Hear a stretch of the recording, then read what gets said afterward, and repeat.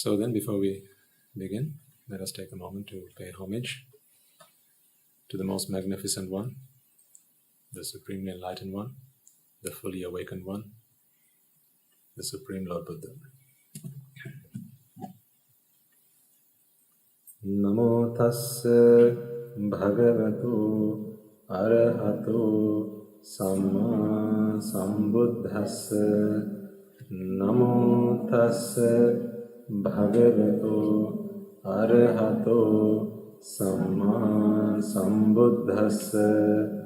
Namo tassa bhagavato arahato samma sambuddhassa. Where did we stop last week? I think I asked you to do something, didn't I? What was it? Mm-hmm.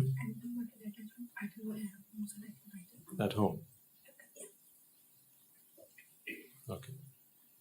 So, I hope you have started to put together a plan to support your most beloved parents. Okay. And for some of you, maybe it's too late for that. But you may still have others in your family who are nearest and dearest to you. Perhaps it's an aunt or an uncle who cared for you just as much. And maybe even in your childhood, perhaps you lost a parent and then it was maybe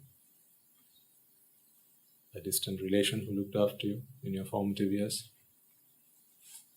But whatever the case is, this is somewhere you can, from your perspective, pay your debt of gratitude. That you must do whether you can earn merits out of it or not. Right? So we don't do things just because of merits, because it is our duty. Otherwise, a Rādhana will have no reason to do anything, really. But we are always bound by duty. For as long as we're alive, there's a duty that we owe to, society, to humanity. That is what makes us decent people, right? Before anything, we should be a decent human being. A Buddhist comes later, right? A monk comes later. If you're not a decent human being, then what's the point of being a monk? Or an educated person, or a wealthy person? None of those things adds any value if you're not a decent human being. So decent human beings understand and recognize that they have a duty to others, to be respectful towards others, to tolerate others' faults and weaknesses just as others do unto you, and to be patient when things don't go to plan, and especially to look after those who have been of assistance to you and always been there in your difficult times. And particularly, when we had the pandemic, there might have been days, times, weeks, months maybe, perhaps when you had to go for work. You had to leave your children with your parents, maybe, and in those difficult times where everyone had to pull their weight, people would have gone the extra mile for you. It's not decent for us to forget what others have done for us. So, keep it in the back of your minds always. Always look out for those who have gone the extra mile for you, and those who have helped you in any situation. It's part of being human. If that is taken out of you, then what's the point? All of this comes later, because that is part of the Sudugati, as Guru Handro has explained to us. It's part of being a decent human being. So hopefully you have started to put together, or you're starting to put together some plans to supporting your parents. And I would like to re-emphasize that the most important bit there is the fact that you're doing it. Therefore, you understand their predicaments, you understand where they come from, the situations that they find themselves in, the kind of experiences that they've had in their lives. So that is why I'm asking you to do it instead of asking you to bring them here. I can give them the Dhamma, but you're going to have to help them to relate that Dhamma to their lives. And who better than someone who knows them better than I do. So that is that, and hopefully you will continue doing that. At any point you can ask for help with that. With that particular objective, I'm more than happy to help you. Okay, if you come and ask me a Dhamma question, I might say, Madam, can you please ask that later? Or we'll come to that later. But if you come and ask me, Swaminathan, I want to help my parents, and I have this issue where I'm trying to get through to them, but I'm struggling with some particular issue, I'll give you my time. So I'm prepared to help you with that. Okay? And then, moving on to the application of the Dhamma, we started to talk about this sense of belonging that we have to outwardly objects, and gradually we will bring it as close to our hearts or our minds as possible. And I'm going to help you make another few steps forward on that journey today. Because we started to discuss about the problem that happens when we begin to feel that things belong to us.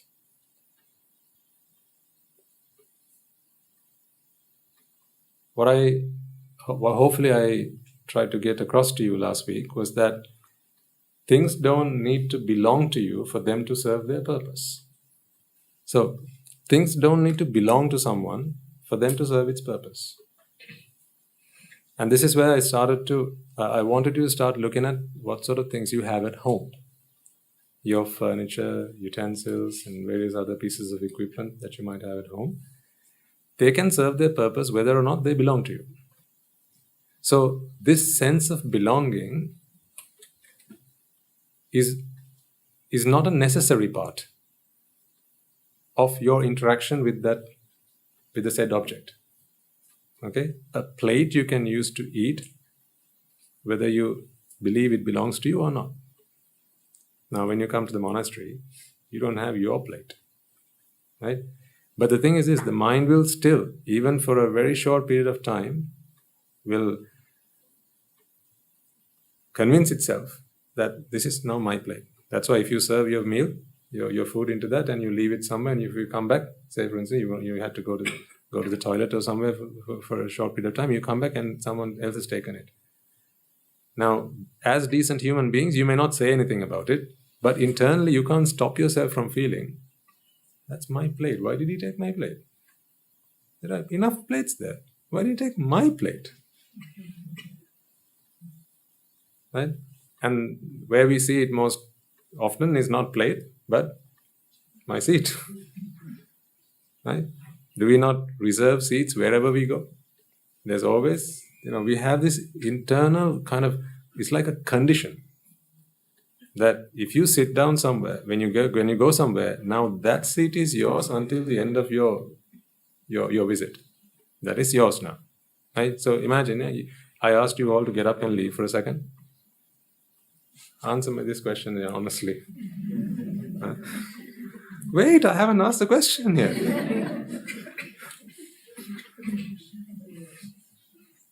You know what I'm going to say next, right? Yes. And then if I ask you to come back to your seats, right? If someone else has been sitting in your seat, that's why we've learned these as fairy tales and, stories as young children. Who's been sitting in my chair? Remember? Yeah. What they call three little bears? 3 bears, yeah, 3 bears.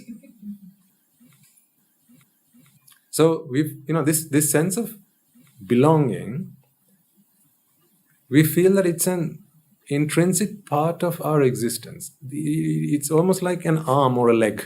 We can't survive without it. It has to be there. We feel that it's a really important and a necessary part of our existence. I'm trying to help you understand that is not the case. Or at least I want you to consider differently. I'm trying to get you to realize, hopefully, that this sense of belonging has never brought you real belonging. The only thing it has brought you, what was it, sir? You reminded us last week? Indeed. Grief and fear. Whenever you have this sense of belonging, there's only one thing you get out of that. It doesn't function better than it would if you didn't have that feeling. I mean, what is the purpose of having a pen? Let's take something simple as a pen. What do you use a pen for? To write. When you have a sense of this pen belongs to me, does it write any better? No. So, we must only do things if they add value, right? If they make sense and add something to our lives. We don't do things just willy-nilly. But the problem is, we go into this mode of belonging, and because it feels so natural to do it, and we don't see any problem with that. But the thing is, all problems are because of that. This is the point we miss. And that's the point I'm trying to help you realize. First, we need to understand it.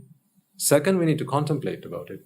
And thirdly, you will free yourself from that if your mind accepts that this is the truth. So there's a huge precondition for that.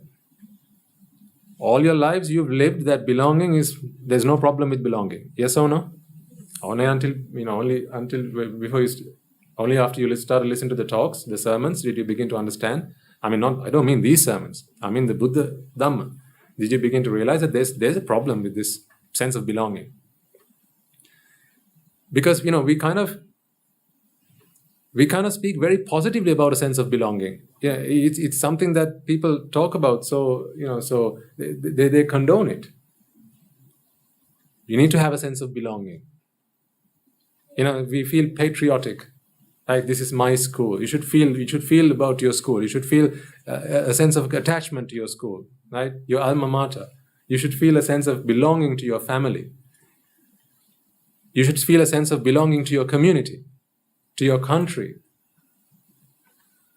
So words were used, ideas were implanted in our minds to create that sense of belonging. Because those feelings and emotions are necessary for the continued protection of that entity. You'll begin to understand in a moment that you are exploited to achieve another purpose. You see, when the idea is planted in your mind that this is your school, how do you feel about your school after that? Exactly. And you feel proud about your school and you want to protect your school, right? So you will do whatever you can to fight off anyone who's trying to cause trouble, right? Anyone who comes to draw graffiti, you'll chase them away, stop mocking my school, and you will fight for your school. You'll fight for that purpose. If someone insults your school, you will get really mad and sometimes... See, the gentleman speaks with experience.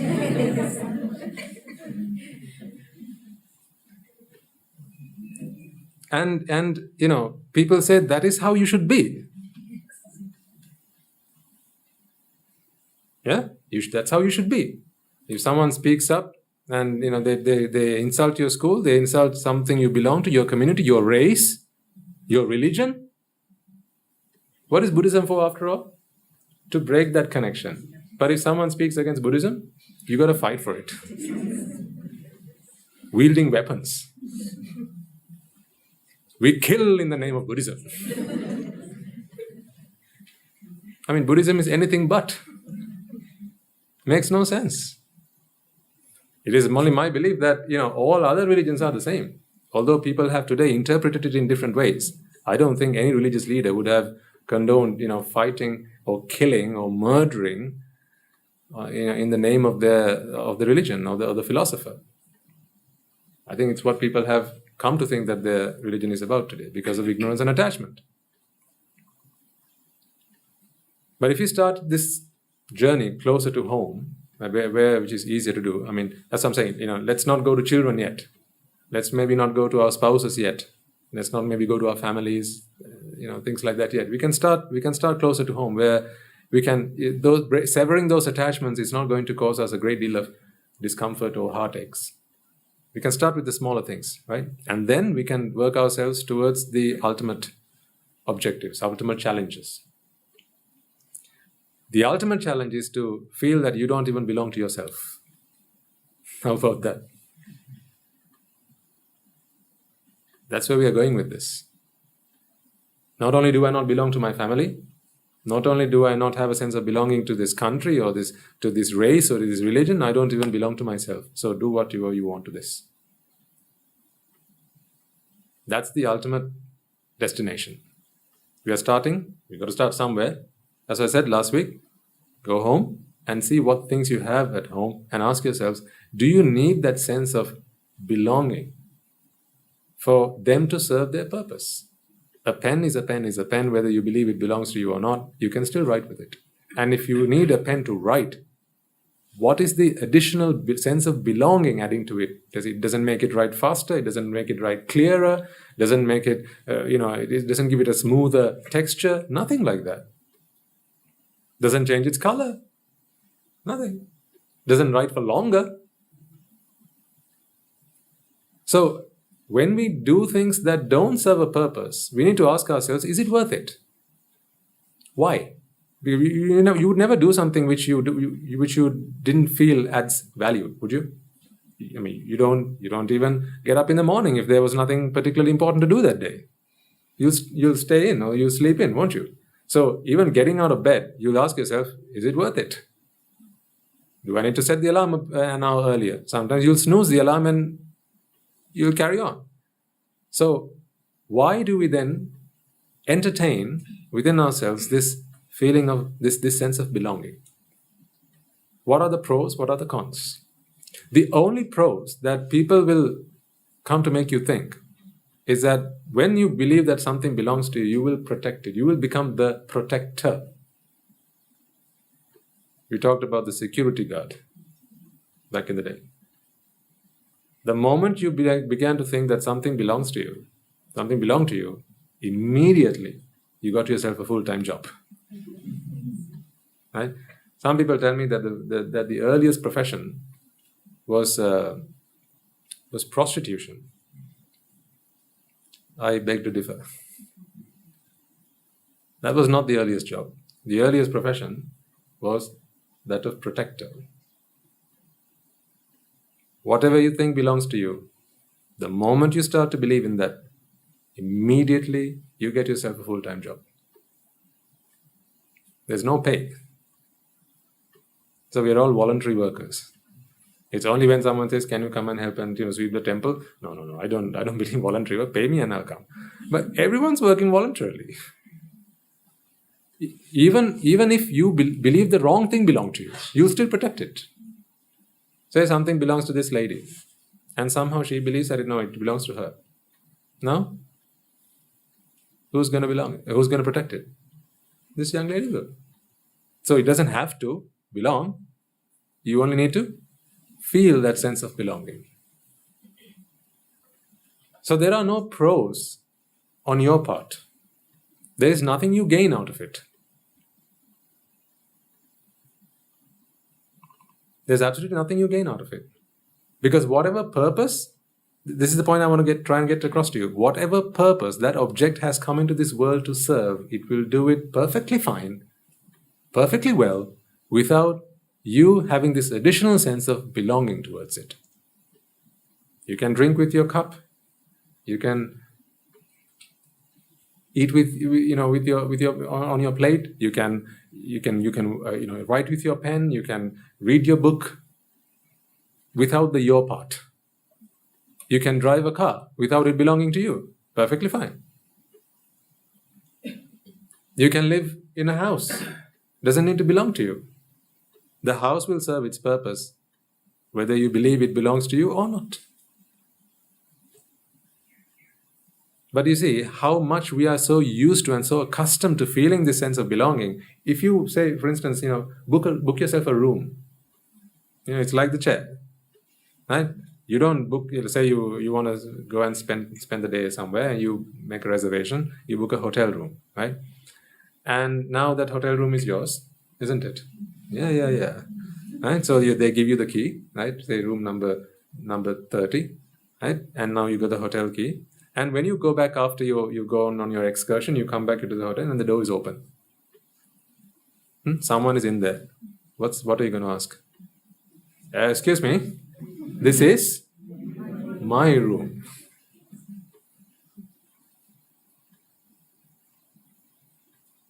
Prove it.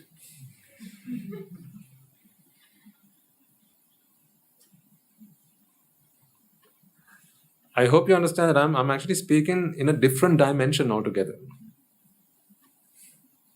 This is the third dimension. Because if you speak about this, if you utter a syllable of what I'm talking to you about, without the prior understanding of the Dhamma to someone else out there, they'll think you've gone mad. Honestly, they will. Because whose room is that? It's yours, yes. That's why you can take someone to court. You can sue them. I booked this room, this is my room for the day, and someone walked in and they say it belongs to them. You can go and file a complaint with the hotel. When this room is taken, why did you give this to someone else? You can ask that question and it will be perfectly fine. They will listen to you, they'll take down your complaint and they will investigate and they might even pay you penalties. But that is a second dimension. When you go beyond that, when you go beyond what is superficial, when you begin to open your intellect and start to really ask some interesting questions and really ask yourself, why this sense of belonging? What purpose does it serve? Then you'll begin to understand actually that it has not served any positive purpose. But the problem is, that doesn't mean that it's not given you anything in return. Well, it has, unfortunately. What it has given you is fear and grief.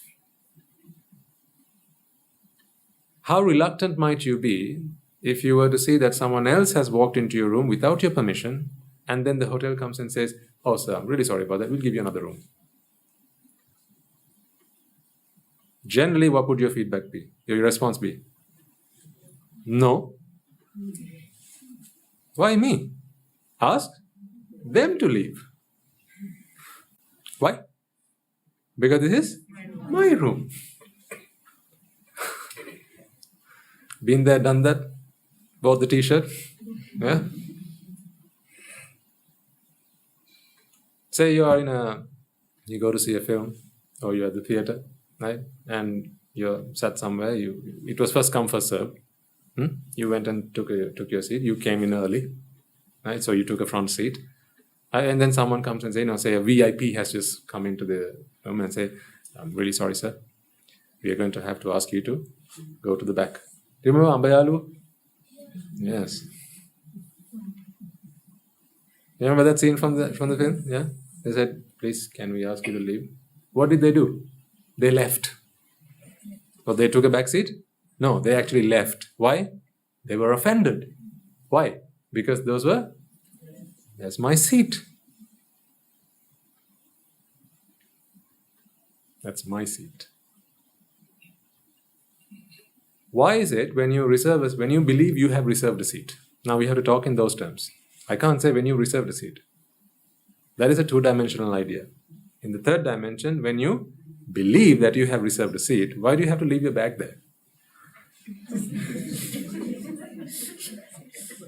If it was your seat, why would you have to leave your bag? Everyone should know that, shouldn't they? Is this not an indication this seat is reserved? If it was truly reserved, Everyone should know that it's wrong. well done. How old are you, Buddha? Not 14 yet? Oh.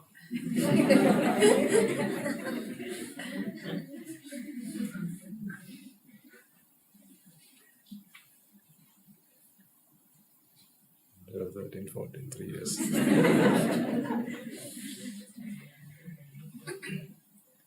Keep coming, okay?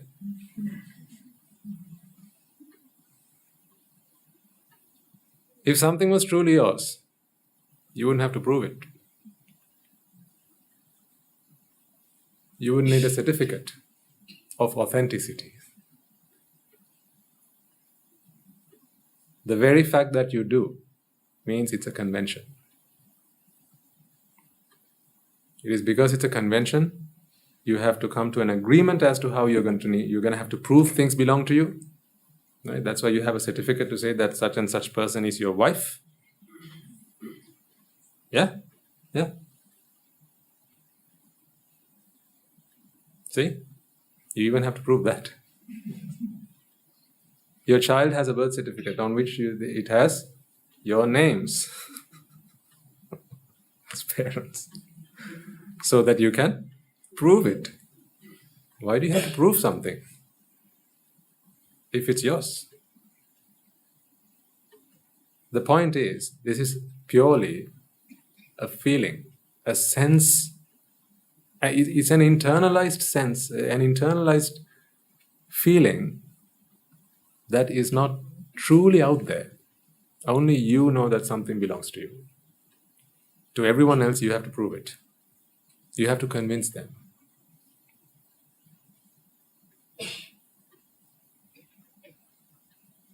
So if you started to do this activity at home, then you will have now come to some sort of realization that whatever you have acquired by now, which may be land, other types of property, maybe your car, maybe your television, things you have in your kitchen, right? These are all objects that have been invented, gifted to this world by scientists to serve a purpose. And that purpose will be either hunger and sating hunger, thirst, quenching thirst. Truly, if you think about it, the purpose of those things will be to help you live a comfortable life. It will help anyone live a comfortable life. It doesn't have to be you.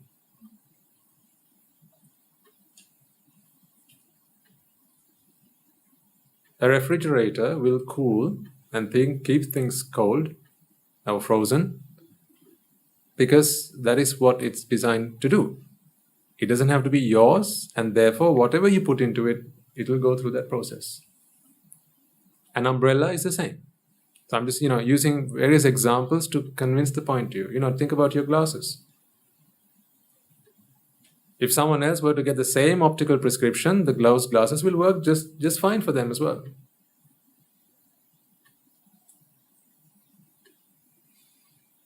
Sometimes you mistakenly wear someone else's glasses and they say, oh, I didn't realize it was not mine.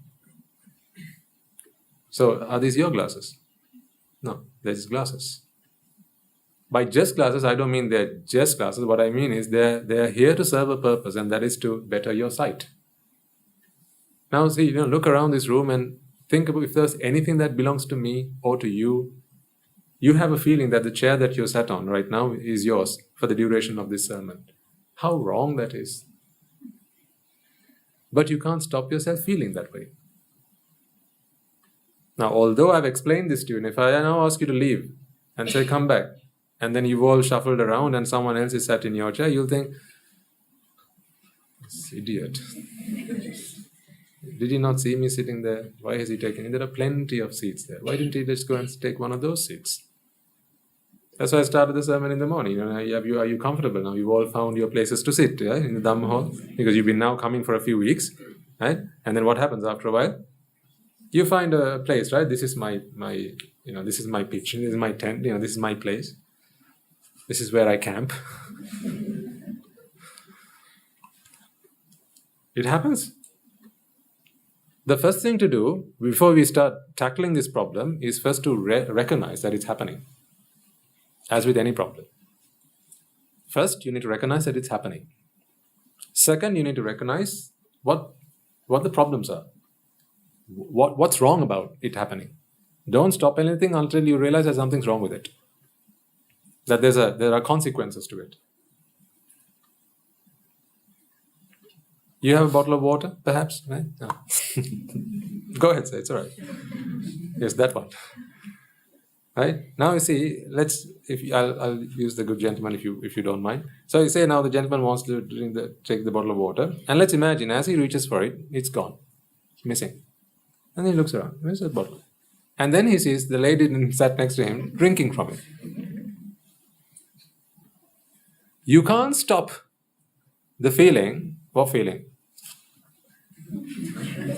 Get your own. Now, as a kind gentleman as he is, he'll obviously say, "Oh, please, I'm so glad to have offered it to you." But here's the thing: who offered it? I offered it. So it's mine to give you. Yeah, you see, it's mine to give you.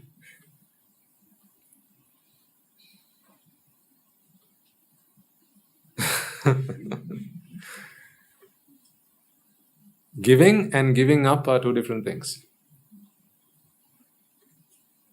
Okay? Giving and giving up are two very different things. You give something that belongs to you.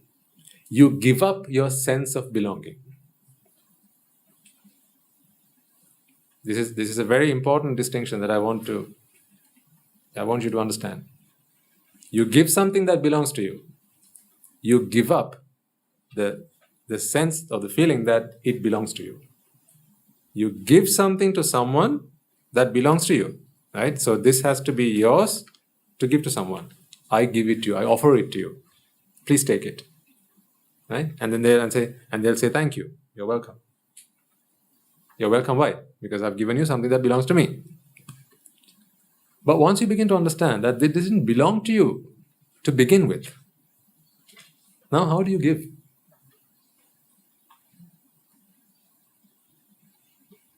This may be a little bit heavy, but that's all right, because today is not going to be the only day I'm going to talk about it. We'll continue talking about it until the penny drops. Excuse me.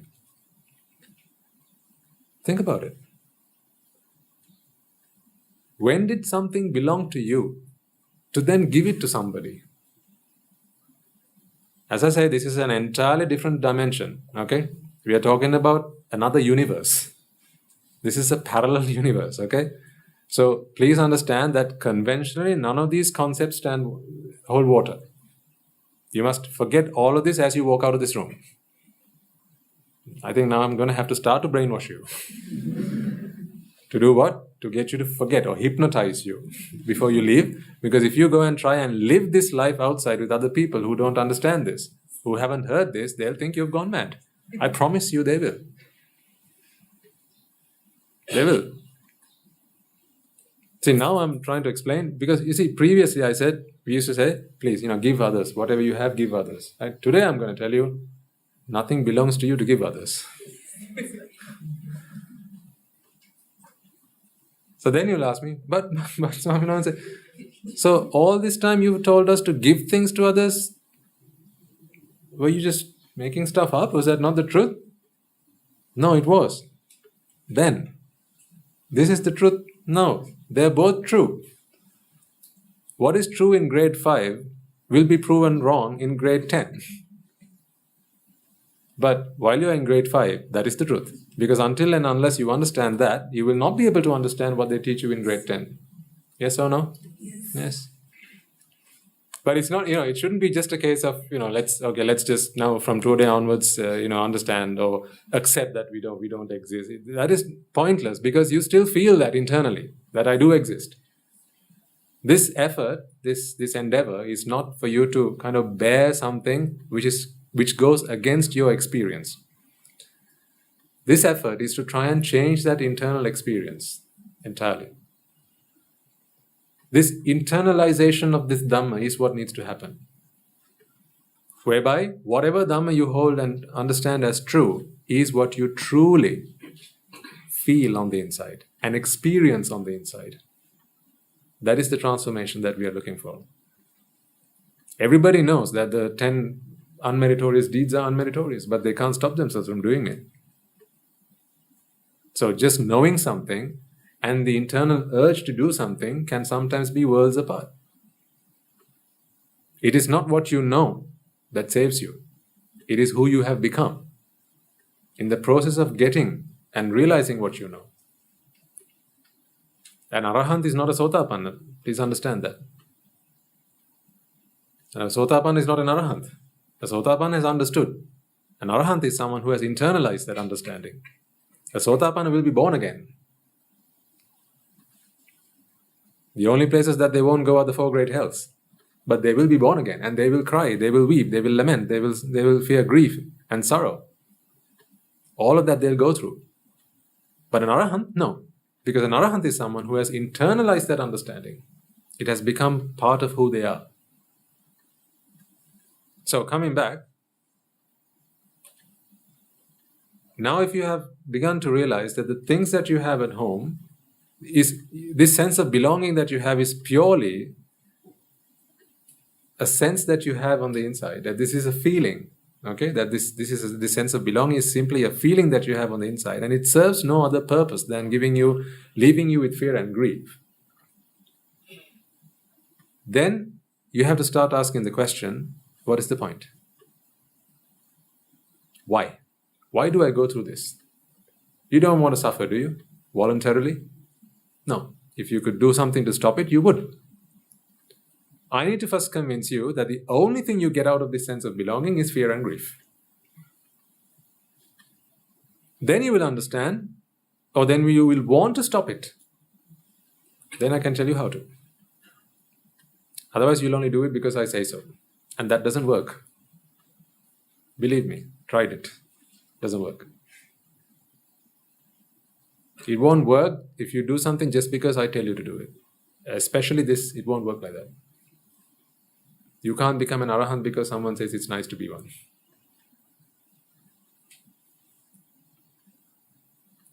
So, let's take this example, right?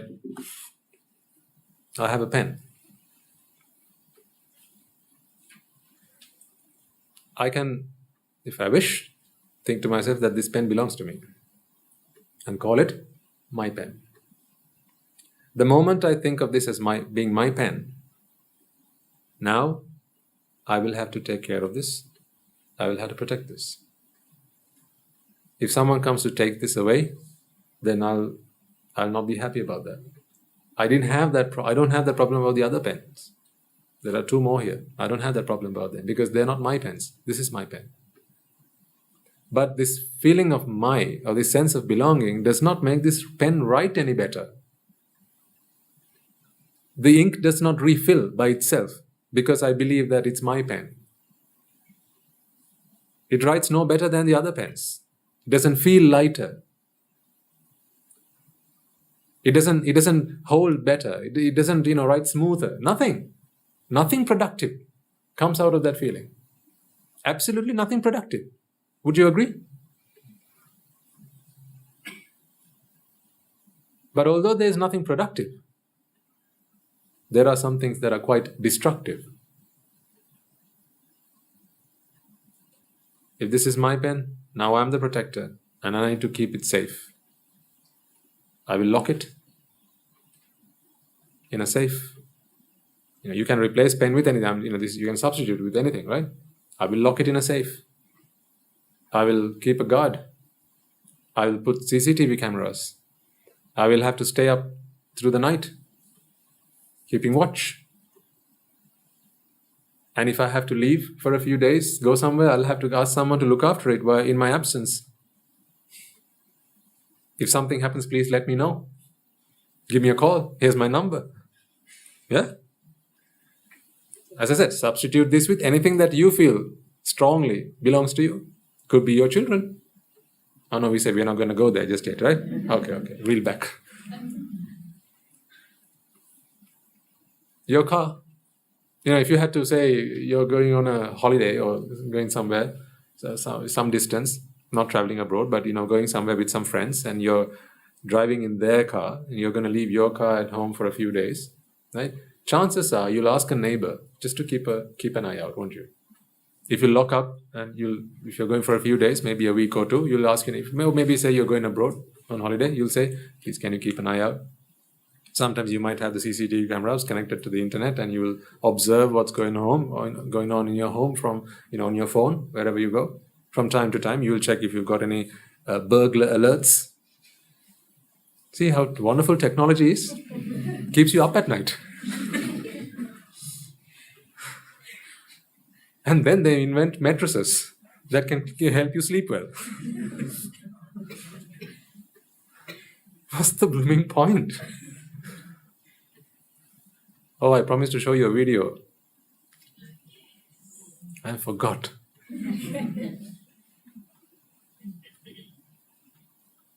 I forgot about the video.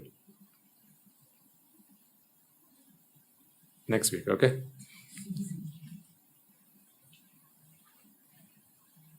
Technology is so good, it keeps you up at night. People used to sleep peacefully, but now they can't. Because it has helped you keep in touch with your fears.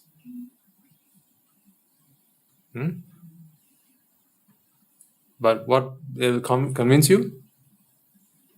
It will help you sleep easy. You can keep an eye out. You can make sure everything's fine. And to do that, what should you do? Keep checking.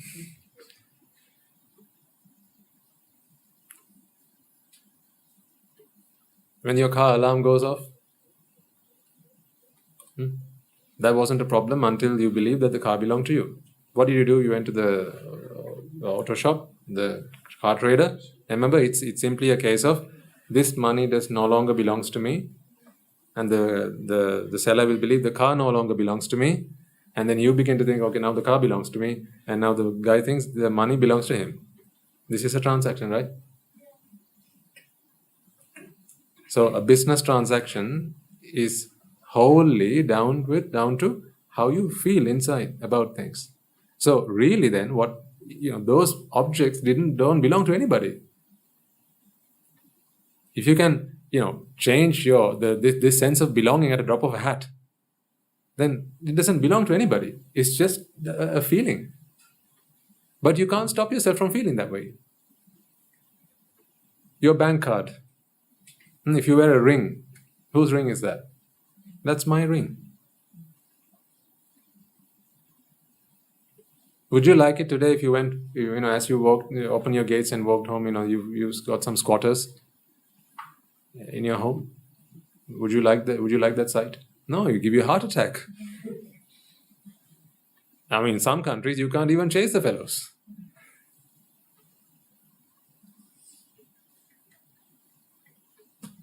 Because it's my house. What you have forgotten is a house was not built for you. The house was built to give shelter. That we have forgotten. So if a house is to give shelter, then as many people as can be given shelter should be able to accommodate it, shouldn't they? Why should be the problem? There's a house or a mansion, right? Some mansions, they have 30 bedrooms. There you go. Some mansions have hundreds of bedrooms. But how many people live in there? Do you think they'd be happy with strangers coming and staying there? No. Why? Because it's my house. It's my house. It's not your house, it's my house. But a house was not built to be mine. When did they lay down the mine brick? Honestly, tell me, in the process of construction, right? Was it in the cement? Was it in the rubble? Was it in the sand? Was it in the water? Where did the mine brick come in? At no point was it mine. The only time it became mine was when you began to think it's yours. So you say, this is wholly, completely, entirely, and comprehensively simply a feeling that you have that things belong to you. I wouldn't have had any problem with it if not for the consequences. I wouldn't be talking about this, ladies and gentlemen, if it weren't for the consequences of this feeling of belonging. I only speak of it and I speak against it because the moment this feeling arises in you, immediately you put yourself through hell. You become the protector of that. You become the guardian. You become the person who has to live in fear because of it. You become the person who has to live in grief because of it. But you didn't pay for that, did you? You went and asked, how much is this thing? 5 million. Okay, I'll buy the house. Did you pay for fear? Did you pay for the grief? But did you not get it for free? See? It's buy one, get two free. Unfortunately, you can't break it. Everything is buy one, get two free. So actually, everything in this world is on offer.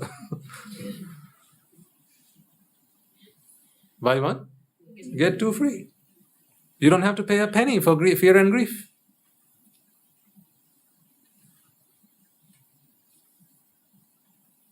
But you can't stop it from happening. Because you can't stop. The reason you can't stop fear and grief from happening is because you can't stop this feeling of belonging that happens within you. You will, once you understand the Dhamma. And don't you worry, I will explain all that to you. How you can get there. How you can break this sense of belonging, but still remain a duty-bound person. Someone who fulfills their duty. And that's why I said, right at the start of last week's sermon, what did I ask you to do? Look after your parents. And here's someone who's going to explain to you that in this world there's nothing that belongs to you. But I start that talk by saying, look after your parents. So now you must understand that there's a clear distinction between the sense of belonging that brings you fear and grief and the sense of duty that you have towards others. Just because you do one doesn't mean the other should stop. In fact, the more you begin to understand the Dhamma, you will look at every mother as your mother. Because it is not the fact that she is a mother that goes away, it's the fact that it is your mother that goes away. But everyone's a mother. Everyone's a father. An Arahant is someone who can look at everyone as their child. That is untarnished love. Pure love. Pure compassion. Right now, the way you love your mother, you can only love your mother. The way you love your child, you can love only your child. That child should have come from you. That child should have popped out of you. Even if it's your sister's child, you may not feel exactly the same way. Even if it's your best friend's child, you may still not feel the same way. You may say so. I feel about you the same way as I do about my child. But unless you have an understanding of the Dhamma, when the two of them are up against each other, you will always choose. It will happen automatically. You can't stop it. You will know that this is not right, but you can't stop it. Because there's an internal process that's going on. Remember, processes don't need people to work.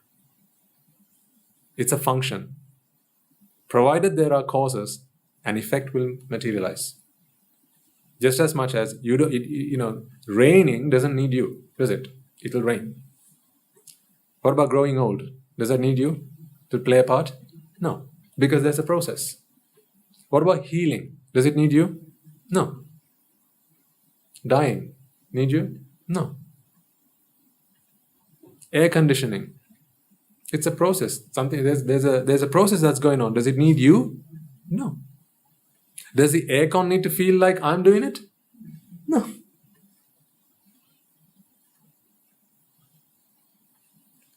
Digestion. If you stop one day to feeling that it's you who's digesting your food, will it stop? No. That is why you can't stop it. That's why you can't pause it and replay it and rewind. Excuse me. You have no control because you are not part of it. There's a process that is followed, and provided the causes are there, the result will materialize, will manifest itself. In the same way, ladies and gentlemen, what I want you to understand is this feeling of belonging is also the product of a process. which is why you can do something about it. If something were not the result of a cause, no matter how mighty you are, you can't stop it. Let me repeat that. If something were not the results of causes, you would never be able to stop it, or start it, or continue it. In other words, such a thing would not exist.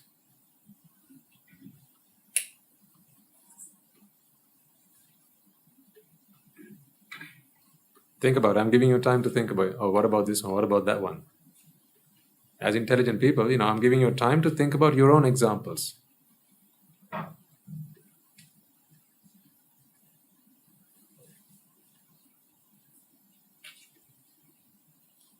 See, right now this microphone is picking up these vibrations in the air, right? And there's a diaphragm in there that's vibrating accordingly. Then there's an electrical signal. The condenser will generate an electrical signal that will travel to the wire. There's a radio transmitter here. And that radio transmitter sends a signal over to the receiver over there, which again converts it to electrical signal, travels through a wire, goes to the camera, and then there's an electrical circuit there, an IC, that converts those electrical signals into zeros and ones that get stored on a chip. Let me say that again. Here's my mic. It's picking up my vibrations. Then there's my diaphragm in there, and my diaphragm is also vibrating to my vibrations. And then that generates my electrical signal. My electrical signal travels down my wire, down to my transmitter. That my transmitter then transmits my radio waves. Tell me, what is the point of this in this description? Absolutely nothing. But can I stop myself from feeling that this is my mic?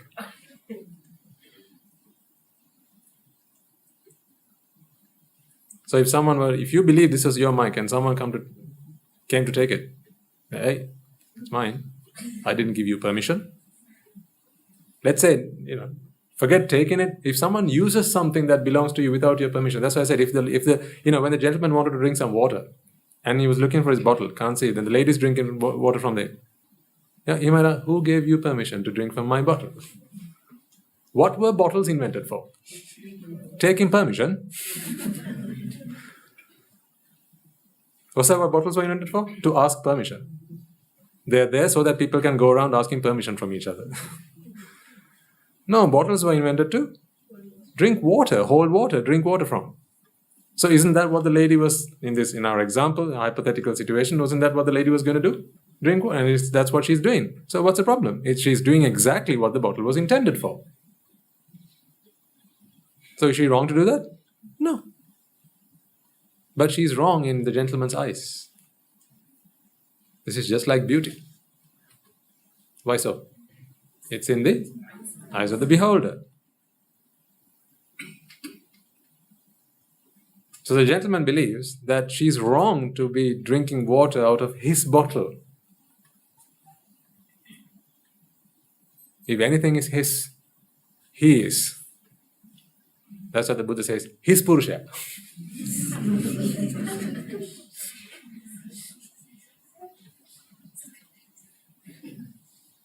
That's the only thing that is his. Empty. Lack of understanding, ignorance.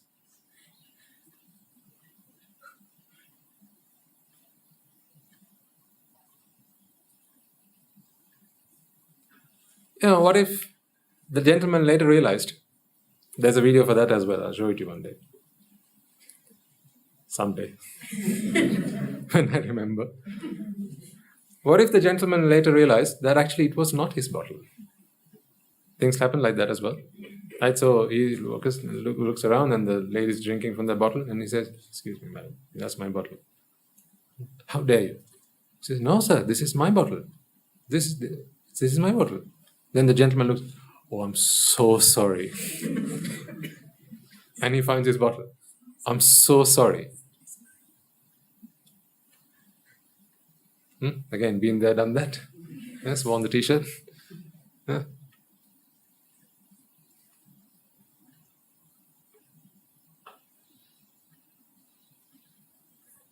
Yes, sir. What is the thinking from her perspective? Meaning? The one who was drinking, the other person who thinks this was his. Absolutely, yeah. So you see, the thing is, remember I said this sense of belonging is the product of a process. For as long as this process or these causes are present in the mind, none of you can stop yourself from thinking that you are someone and things belong to you and you are an individual or an identity different from somebody else. So, if the lady truly believed that it was her bottle, she's no worse than him.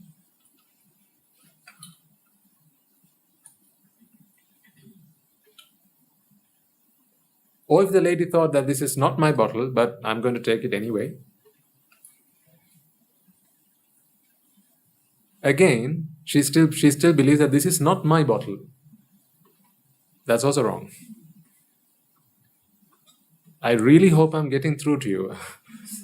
The thing is, I can't look into your minds and check if what you've understood is exactly what I have explained to you here, because this is an entirely different dimension. I'm telling you now that the bottle that doesn't belong to the lady, for her to think that it doesn't belong to her is also wrong. Do you understand that? Why? It's just a bottle. It's not something to belong or not to belong. You understand that? Things are not to either belong or not to belong. Belonging is not something that is part of an object. It's not a characteristic of an object. It's not something that we need to do with things. Either feel that they belong to us or feel that they don't belong to us. It's irrelevant.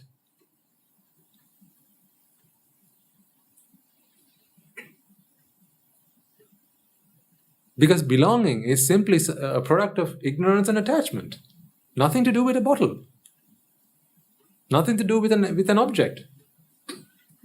So if the lady is to think that, oh, I'm so sorry, that's not, out of decency we do that because we live in a two-dimensional world.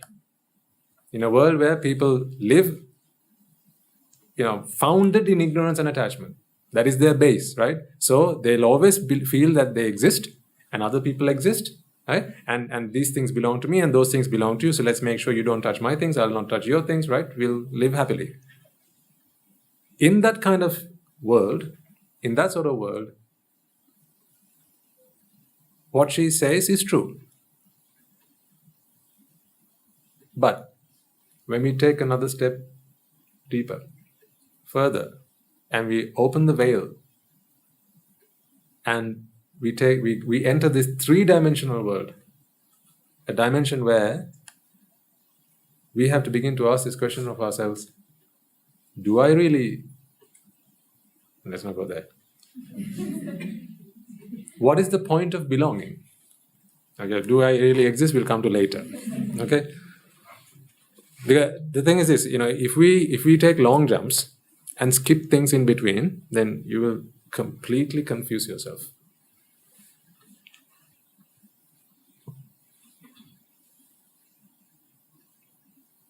The very Dhamma that can help you free yourself can entangle you and can entrap you and make you go insane. Ignorance is a byproduct of wisdom. Taken wisdom wrongly, that is ignorance. So that is why we have to be very careful, and that's why we're very cautious in trying to explain these concepts. That's why I'm taking things one small step at a time. But it's a giant leap for you. But it's a small step. It's okay. Let's not be hasty. Let's take our time with this. All I need you to is keep coming, or at least listen to the sermons, even if you're listening to them from home.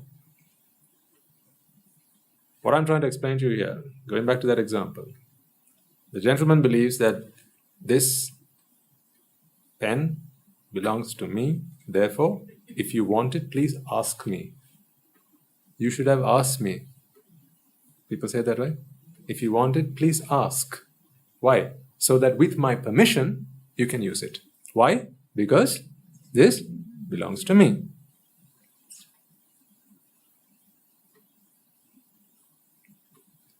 And if the other person, say, mistakenly takes it and starts using it, then she might apologize profusely. Oh, I'm so sorry. I didn't realize that this was your bottle. That's why, or this was your pen or bottle or whatever. That's why I took it. I'm so sorry. It's not. I now realize it's not mine, but it's yours. Right or wrong? Again, see. Because she feels that it's not mine, it's yours. Objects are not to be made mine or not mine. It's not something we need to do with objects.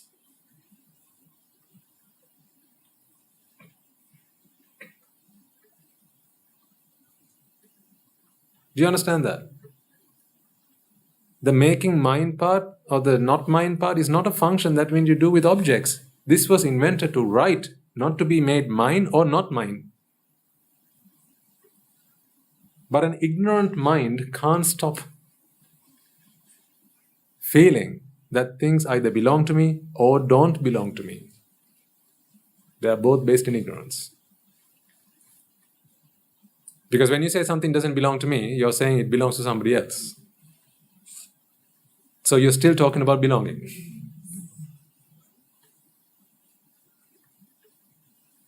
Belonging is a product of ignorance. Whether that's mine or not mine, it's a product of ignorance. How so? Because we can use any object to our satisfaction and to its fullest abilities and capabilities simply by utilizing that object. It doesn't have to belong to anybody to use it.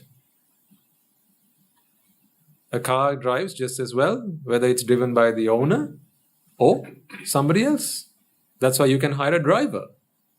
And sometimes he may drive it better than you can. Right? That's why you hire one. Now see, if that was your car, you would never be able to get a driver.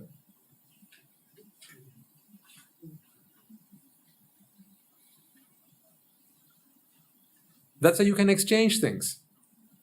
Can I borrow your whatever? Meaning it will still work in my hands just as much as it works in yours. Because the object, fortunately, does not know who it belongs to. Isn't that so? This object does not know who it belongs to. Now you'll say, well, remember we talked about passwords? Or maybe it has a fingerprint scanner. See, people can't do without this belonging feeling. That's why they have to make it, now the object won't work until it is your fingerprint on it. That again gives you the feeling that this belongs to you. But no, if that fingerprint could be copied and placed on that sensor, it will still work.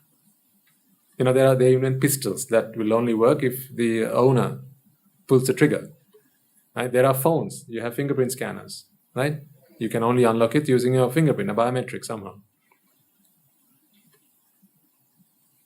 But if you are able to duplicate that, you can still get it to work. So it does not have to be your fingerprint. It has to be a similar. Exactly. That's right. It doesn't have to be your fingerprint. Just has to be the right fingerprint. But what are the cons of this feeling of belonging? Fear and grief. So imagine this, if someone took your phone, which can only be unlocked with your fingerprint, right? Let's imagine that. Now you're sat down there, you've got your phone somewhere over there, someone comes in, they take your phone and they start, pretending to scroll through the device. How would you feel? Huh? How did you get into my phone?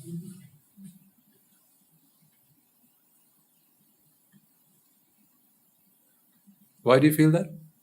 Because it's your phone.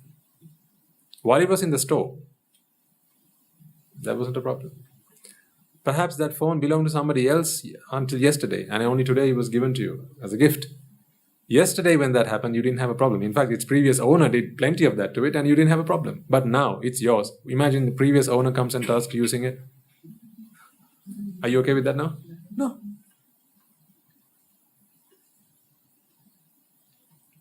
Say you got married to someone who got divorced. Fill in the blanks. You're not comfortable with the previous owner coming and using your phone, right? Yes, like so.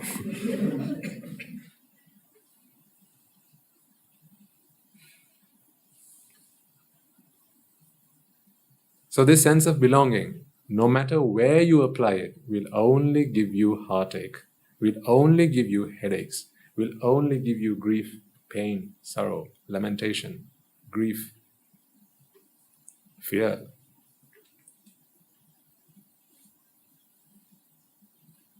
So now you need to begin to understand that that's why last week I think I asked you, what is worse than an undiagnosed cancer or an unidentified cancer? This sense of belonging. Because the cancer will only kill you. The sense of belonging will not let you die. What's worse?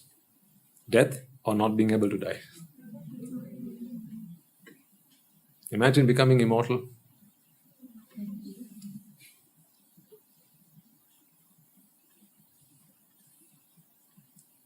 You exist forever, even if people believe in you or not. Yeah? Existing forever, how would that be? How would you like that? If you had to exist forever, and every time you continue to exist, right? Or every year you continue to exist, everyone else is dying around you. And you can't live alone, so therefore you need new family every day. Your wife today is going to be dead in another 10 years, 20 years, 30 years time, but you'll still be there. So now someone else will have to become your wife. Someone else will have to become your children. Someone else will have to become your best friends. Now, you're going to have to go through that experience forever because you are immortal. Would you like that? I can tell you how to become immortal. You want a lesson? What if I told you that you are already immortal?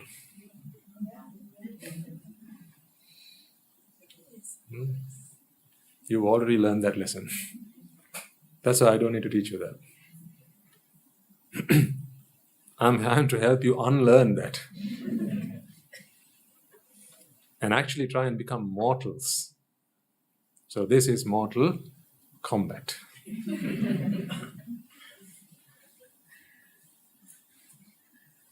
Indeed, this is the combat for mortality, not for immortality. This is our fight for our right to die.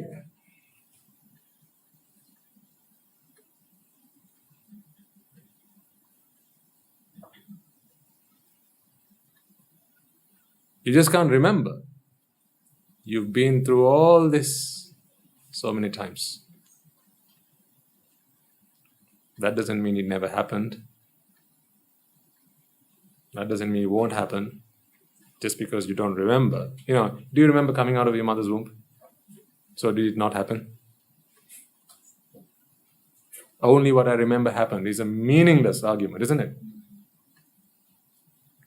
Someone whacks you on the back of your head, you won't remember yesterday happened. So just because, your memory is, as I say, like a memory of a fish. Relatively speaking, you only remember very short periods of time and a very small number of things from things that really happened to you. Can you recount every step you took from the Dhamma hall to the library? Let's not go back to yesterday. It hasn't even been an hour yet. Can you recount everything you saw? No. But when you saw it, did you not see it? Yes. They are very faint memories. They are there. You just can't recall them. Now, if you developed your meditative skills, you could go back and access those memories. Your mind is not sharp enough to access them. That is why you can't remember them. Not that you don't remember. They're there. They're just not accessible. I'm not saying let's all start to do that now, because it's pointless. There's no point remembering what foolish and idiotic things we've done in our previous lives, because they're just the same as what we did in this world.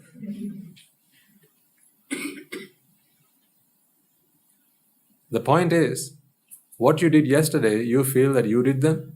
What you're going to be doing tomorrow, you feel that you're going to do them. Right? Things that belong to you feel that they truly belong to you, not just conventionally. Now, an arahant knows that things belong to him. Let's not forget that, because so an arahant, when he goes on an alms round, he'll only take his alms bowl. He will only don his robes. He will use his toothbrush.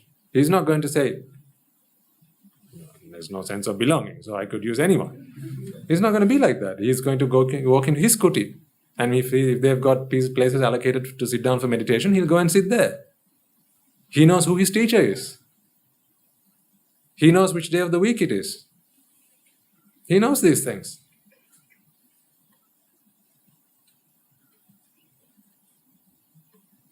But he knows that this sense of ownership is only a convention. So he doesn't feel that sense of belonging, that unbreakable bond that you feel towards things. Therefore, things that happen to that external object don't shatter his peace. They don't have any effect on his peace of mind. So you see, that is the bridge that connects external eventualities to internal horrors. That is the bridge, this bridge of belonging. And that is the only thing that this bridge serves.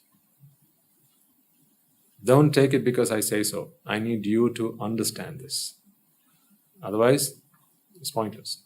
You will not start working at it. You will not start, trying to demolish that bridge until you wholly, completely, entirely, out of conviction, accept that the only thing that you've gotten out of it was fear and grief. And a whole lot more of suffering. And nothing else. That's why I said in the example earlier, the lady used the bottle not knowing that it was, or thinking that it belonged to somebody else, and only later did she realize that it belonged to the gentleman. But that didn't stop her from drinking the water. She drank it just fine. No problem.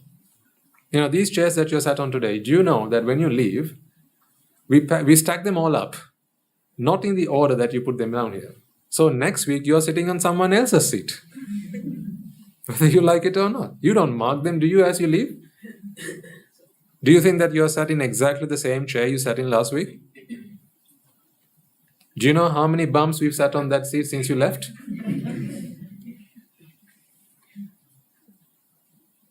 So what makes you think that's your chair? It's illogical, but you can't stop from feeling that way. That's why if you walk out now and come back in, you can try an experiment now, because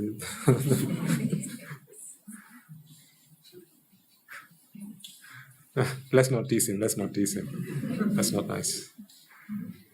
When he comes back in, he will come looking for his seat. And if someone else has taken his seat, as a decent human being, right, born to good and decent parents, he may be quite happy with the fact that he's able to offer the seat to somebody else. But internally, he'll still feel something. He'll feel, why is he sitting on my seat? I only left for 2 minutes.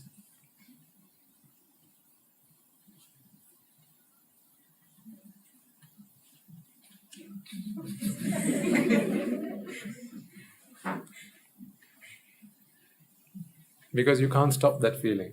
Why? Because there's a process that is responsible for that feeling.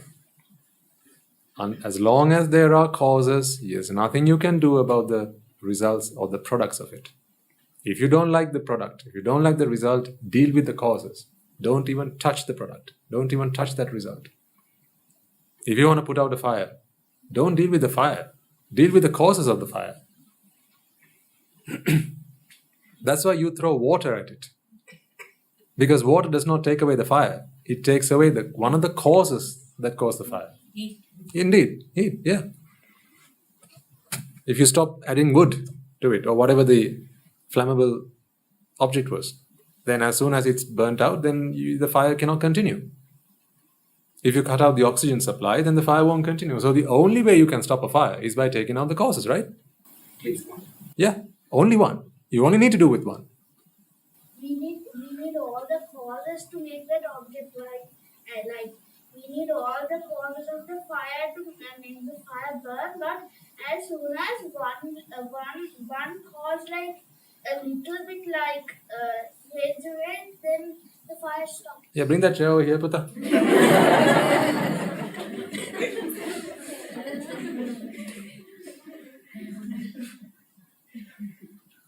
Beautiful. How many times have I tried to explain that in sermons? And this young Buddha has understood it wonderfully. Although you need 100 causes to bring about one result, you only need to take out one cause to exterminate it. That is again one of the most wonderful things of the cause and effect principle. Because then it does not matter how many causes have gone into bringing about suffering. We don't need to find out 3 causes. We don't need to find out 2 causes. You only need to find one, because pull that one, that's it. So when the Buddha says attachment is the cause of suffering, only a fool would ask, are there any other causes? They'd only ask that because they're either not interested in bringing suffering to an end, and they're only interested in finding about or learning about the Dhamma, or they just haven't understood the principle of cause and effect.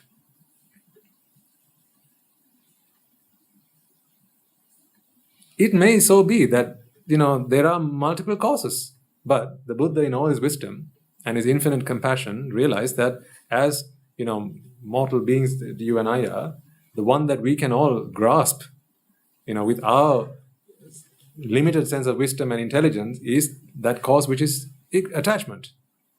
And therefore he explained that the cause for this is ignorance. Work at that. You can't make Nibbana any simpler. Don't even try. When the Buddha says, treat attachment and then suffering will all be gone, don't try to become another Buddha. Because if you did, you would only come back saying the same thing again. As the Maitri Buddha would do in several eons' time. Because while we have the Buddha's Dhamma prevailing, someone is still a Bodhisattva. He's trying to become a Buddha. One day he will. And then he'll come and say, yeah, the previous one was right. As they have always said.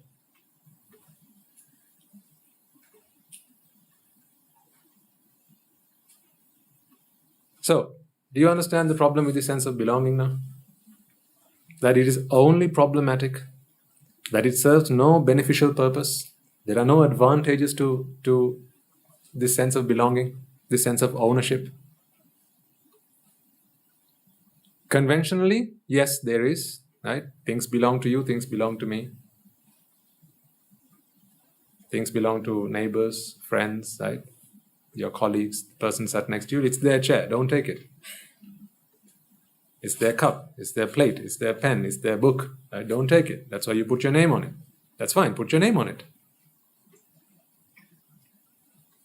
When you find the right person, put a ring on it. That's fine, right? But what I'm talking about, that is conventionally accepted. That is a conventionally accepted norm. Deep down inside, your intelligence, your intellect, your mind, your wisdom should tell you that this is simply a fool's game. This is simply a drama. You need to begin to accept that.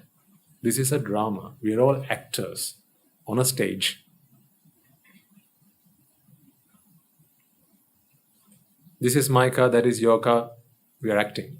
We are just following a script. An Arahant has internalized this. You and I, as we go through this process, need to start to think in these terms until it has become part and parcel of the way we process information. But you can't do it until and unless you accept what I'm telling is true. So that doesn't mean I'm going to hold a gun to your head and say, accept it, because it can't be done like that. As I said, explained this morning, I can hold your chin and press your cheeks and put in a pill to heal you if you're feeling ill or if you're feeling sick or whatever. But I can't force feed the Dhamma to you. It can only be accepted through wisdom.